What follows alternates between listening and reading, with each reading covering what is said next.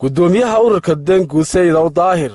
ayaa deeq agabka ciyaaraha iyo koobab gudoonsiiyay kooxihii ku guuleysay tartanka kubadda cagta ee ka soconay muddooyinkii u dambeeyay magaalada Wajaale isagoo dhalinyarada magaalada Wajaalena ugu baaqay in ay ka fogaadaan balwadaha daran iyo tahriibta sidoo kalena ay ka qayb qaataan horumarka dalka gudoomiyaha ururka Dangu Sayid Daahir oo arrimahaasi ka hadlaya ayaa waxa uu yiri mahad celinaa haddaan urur ahaanahay waxaan doonaynaa haddaan nahay ururka Dangu inaanu dhalinyarada soo kordhiyaan inay noqdaan hormuudka dalkan iyo dadkan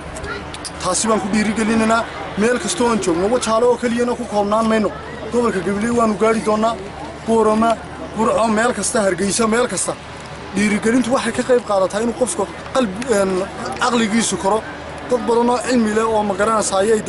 ku dhiiranaya ayaa jira waxaan insha Allah biilaahay karim ilaahay ka baryanaa inuu ilaahay naga dhigo kuwa dalkooda iyo dadkooda wada waad ogsoontiino muddada 5 sano ee xukuumadda Jamhuuriyadda Soomaaliland dalka ay ka talinaysay waxay wasaarad kasta ama meel kasta oo laan dawliga qaadanaysay sanad kasta shaqaale waxa loo sameeyaa waa in dhalinyaro bilaa amal la waayo cid ma garanaysaay wax way dhalinyaraduna in sida dhalinyarta loo dhiirigelinayo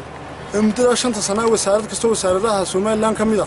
madaxweynaha Jamhuuriyadda Soomaaliland uu ku amray inay qaataan shaqaale iyadoo sida dadaal ay noogu jiro ma garanaysaay cid kasta oo haday ganacsado tahay haddii ay cid kala tahayna sidaas si leeg ay noo garab taagayiin in kaalintii dhalinyaradu dadkan iyo dalkanba ku lahaa hay dhalinyartii laga laayay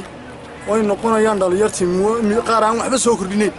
waxaad arkaysaa nin dhalinyaro oo jaamacad ka soo baxay oo wax alla wax uu soo kordhiyay jiro waxa loo baahan yahay markaad wax soo barato in dalkaaga iyo dadkaaga wax u qabato ma garanaysaay beri hore lagu faani karo oo noqoto mid dadka iyo dalkaba wax soo kordhiyay waxa weeyaan sida dadka kale wax noogu qabanayaan in dhalinyartu wax u qabato loo baahan yahay waxa weeye haddii aan dad wax qabtan noqono dad wax isla qabsada waxa weeye beri hore kuwa inagu xigaan oo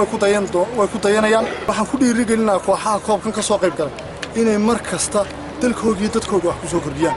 kii cilmi leh shaqaduna ma aha inaad xafiis fadhiisato inaad dadka u taliso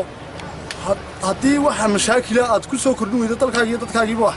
aad iyo aad baan waxaan u mahad celinaa madaxweynaha Jamhuuriyadda Soomaaliland muddada xilka waayay 5 sano waxaad arkaysaa dhalinyaradii Soomaaliland oo ma garanaysaa horumar ka shaqeynaysa meel kasta magaalo kasta tagta maayarku waa nin dhalinyaro waxa weeye imika wasiirre dhalinyartii noqonayaan ina Janiskaasi dhalinyaradu ay ka faa'iideystaan oo siyaasiga ku xigaana wuxuu sameyn doonaa inta in ka badan